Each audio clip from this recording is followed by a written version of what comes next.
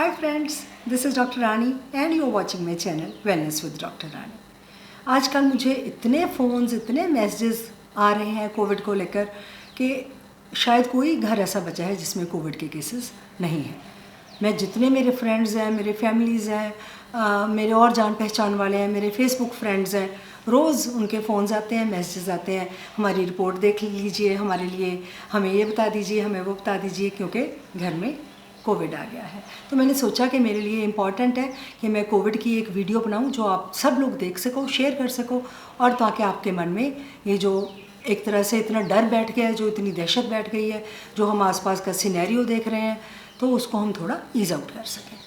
देखिए, डॉक्टरी में हमें सबसे पहले पढ़ाते हैं कि prevention is always better than cure, यानी कि परहेज़ है जो वो इलाज से हमेशा बेहतर होता है। तो वो बात कोविड पे भी एप्लीकेबल है, और कोविड से बचना हमारे अपने हाथ में है।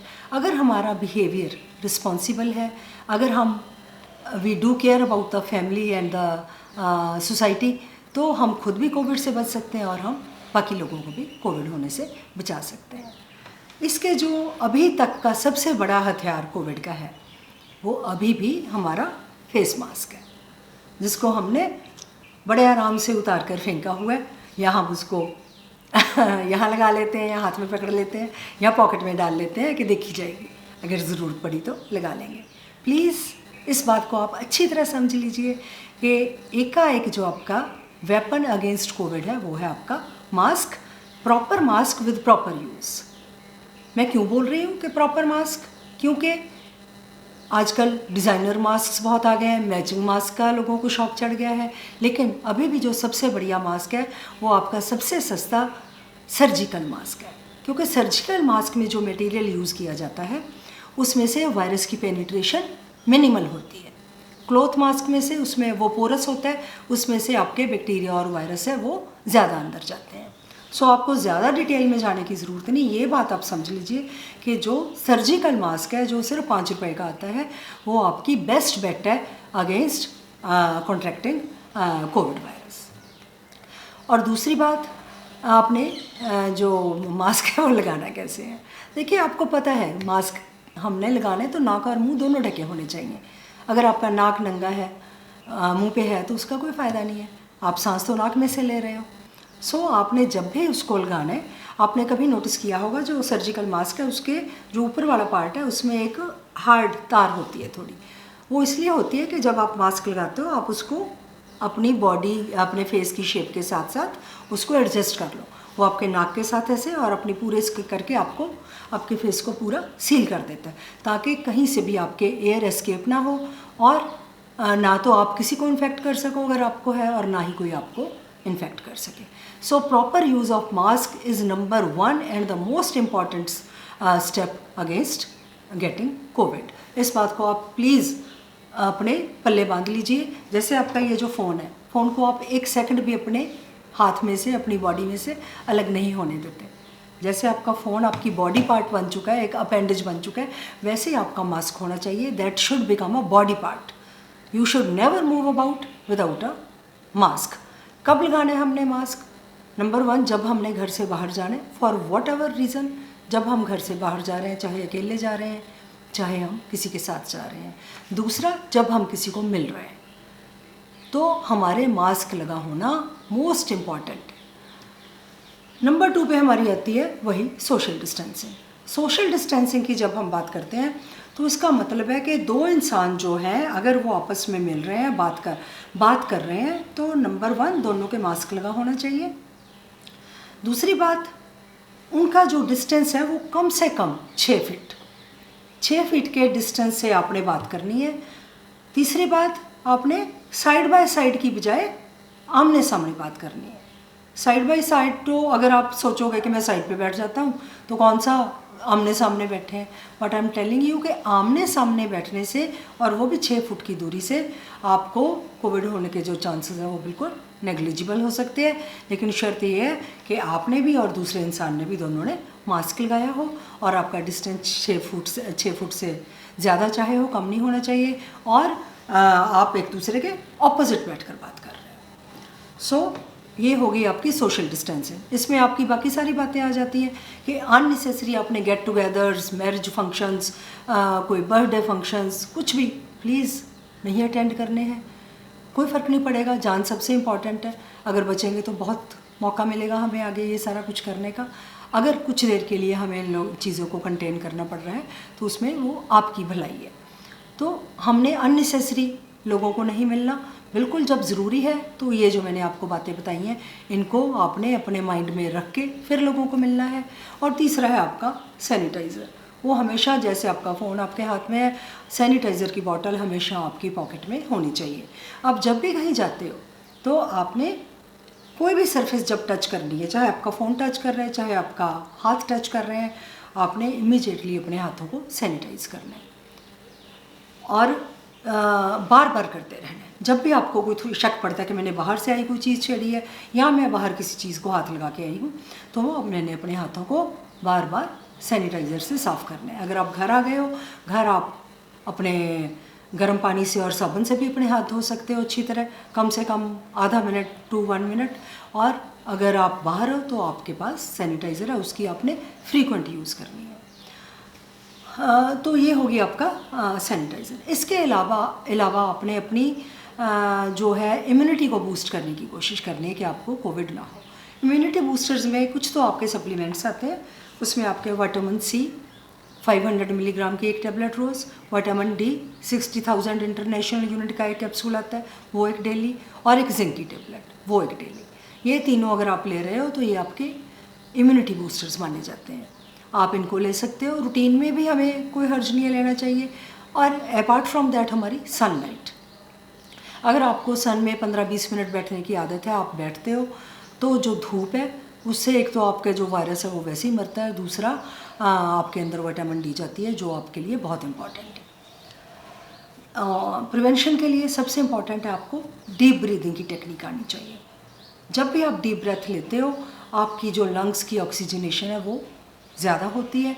और अगर आप डीप ब्रेथ लेकर आपने डीप ब्रेथ लिया, उसको अंदर रोका 6 से 8 सेकंड, अगर आप उसको अंदर रोकोगे, मैंने पूरा ब्रेथ लिया अंदर, उसके बाद मैंने उसको रोक के रखा और फिर उसको बाहर निकाला, तो जिस टाइम के लिए हम उसको अंदर रखते हैं हवा को, तो वो हमारे जो लंग्स के बिल्कुल छोटे छोटे एल्वियोलाई हैं उनमें भी हमारी जो ऑक्सीजन है वो पहुंचती है, हमारी जो ब्लड की ऑक्सीजनेशन है वो बेटर होती है और हमें प्रॉपर सांस आता है। So deep breathing is very very important. Every person means irrespective of age, और आपको है कि नहीं है, हर इंसान को deep breathing specially with holding the breath आप सबको ज़रूर करनी चाहिए। सो प्रिवेंशन में फूड में आपके मोर ऑफ जो बोलते हैं कि hot liquids, more of oranges, vitamin C होता है उनमें, एंड जो नारियल पानी है उसको तो बिल्कुल इसका वरदान माना जाता है कि नारियल पानी है, उसमें इतने गुण होते हैं जो आपकी इम्यूनिटी को बूस्ट करते हैं और आपको वायरस से लड़ने में आपकी मदद करते हैं।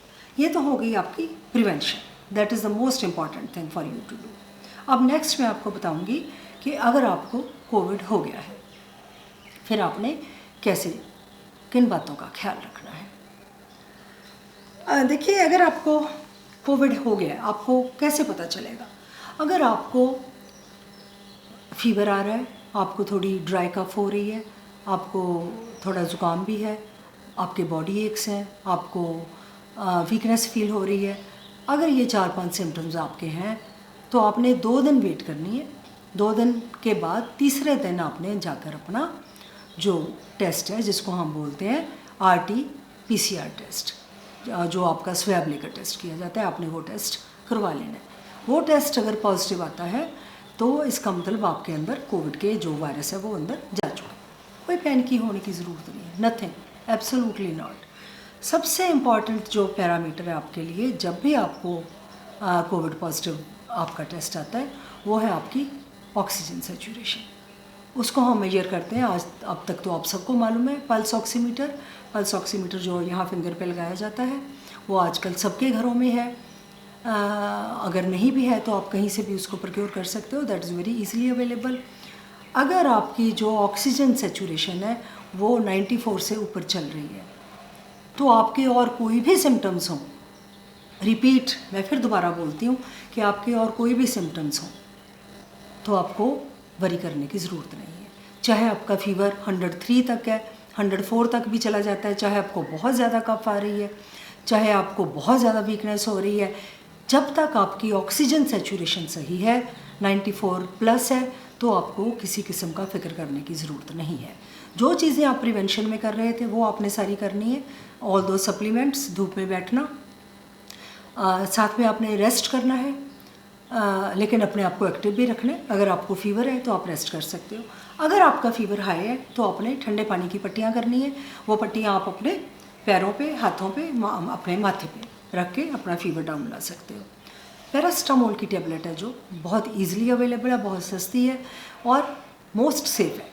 पैरास्टामोल की टेबलेट आप जब भी आपको फ़ीवर है तो आप इसको एवरी 3-4 आवर्स रिपीट कर सकते हो। लेकिन आपने ये टेबलेट भी तभी खानी है जब आपका फ़ीवर 101 से ऊपर है।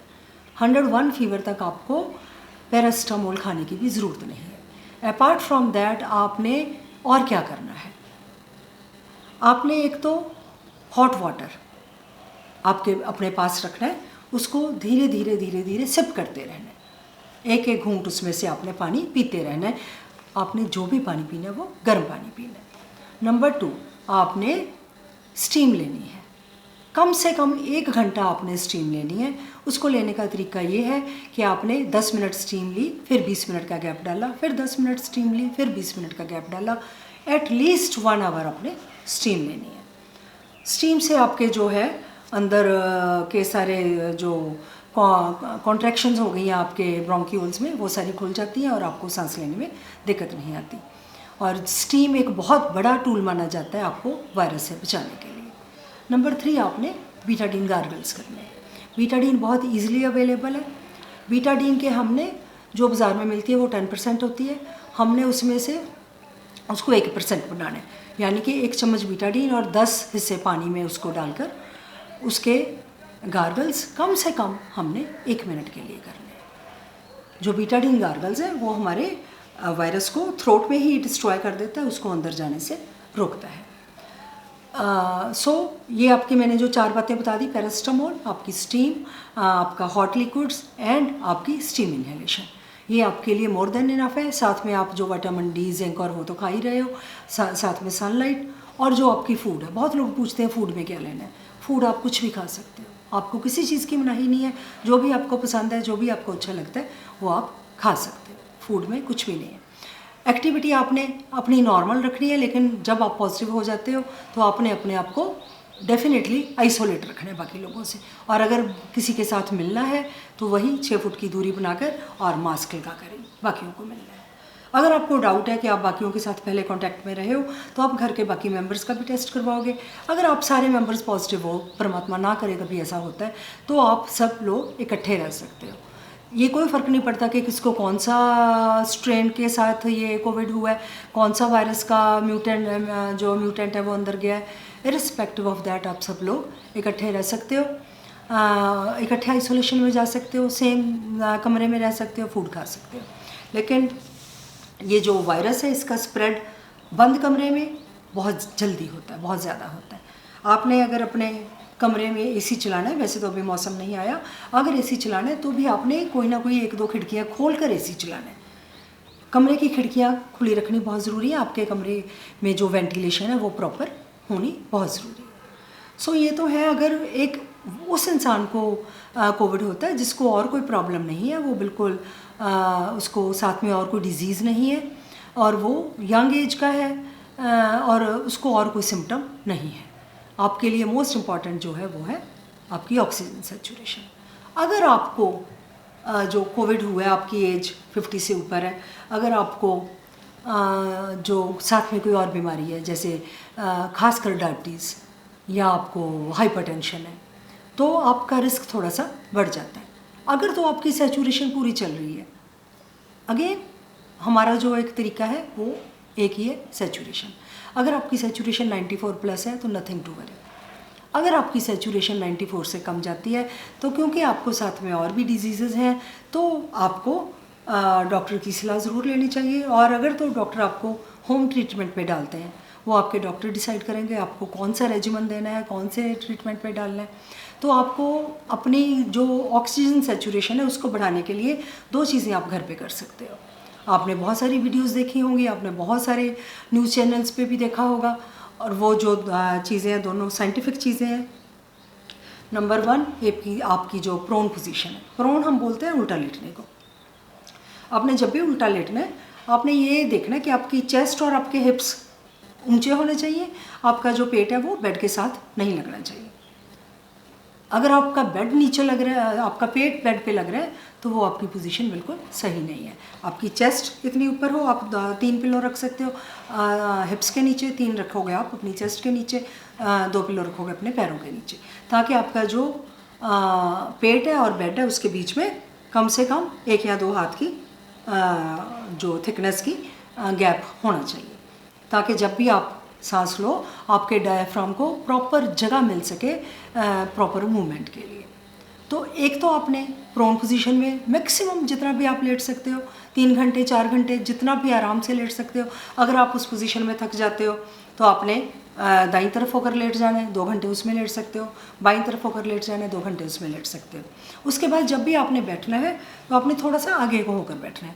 आप अपने आगे नीचे बैठकर एक हाई स्टूल रख सकते हो, जैसे मेरा स्टूल है, कोई भी स्टूल, आप उस पर अपनी कूहनियाँ टिकाकर उसके ऊपर आगे को झुककर बैठ सकते हो।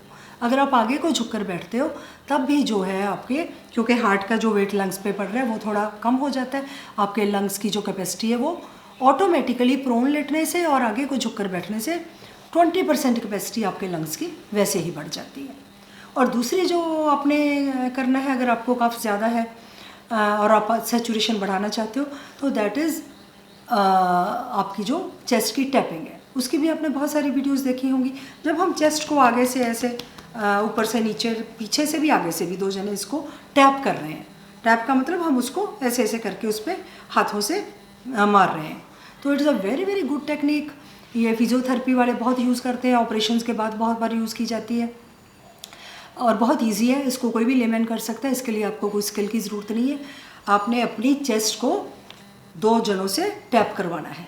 एक जना आगे से टैप कर रहा है दोनों हाथों से और दूसरा पीछे से आपकी चेस्ट को नीचे से ऊपर तक। अगर आपकी चेस्ट को 10 मिनट तक वो टैप करते हैं, उसके बाद बीच में आप ब्रेक लेकर फिर जब आपको लगता है कि मुझे मुश्किल आ रही है तो दोबारा भी ये टैपिंग आप कितनी बार भी कर सकते हो, इसमें कोई प्रॉब्लम नहीं है। सो ये जो 2 टेक्निक्स हैं, इनसे आपकी जो ऑक्सीजन है वो 94 अगर चल रही है तो वो 97-98 तक पहुंच जाती है। ये जो तरीके आप घर में कर सकते हैं। सो ये हो गया कि अगर आपको ये प्रॉब्लम आ गई है, कोविड की प्रॉब्लम आ गई है, उसके अलावा आपको कोई टेंशन या पैनिक लेने की ज़रूरत नहीं है। हाँ, अगर आपकी ऑक्सीजन लेवल्स कॉन्टीन्यूसली 90 से नीचे चल रहे हैं, then it is something to worry about, फिर आपको हॉस्पिटलाइजेशन की ज़रूरत होती है। तीसरा इसका जो एस्पेक्ट है कोविड का वो है वैक्सीन। वैक्सीन को लेकर इतने लोगों के इतने सवाल आते हैं।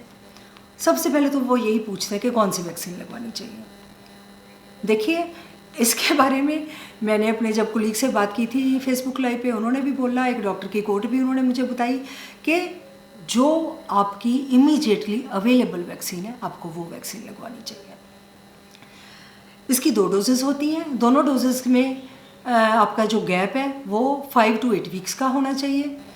5 वीक्स के बाद आप कभी भी सेकंड डोज है जो उसकी लगवा सकते हो। वैक्सीन लगाने से आपको थोड़ा बहुत बुखार या थोड़ा बहुत आपकी आर्म में पेन हो सकती है, that is nothing to worry about.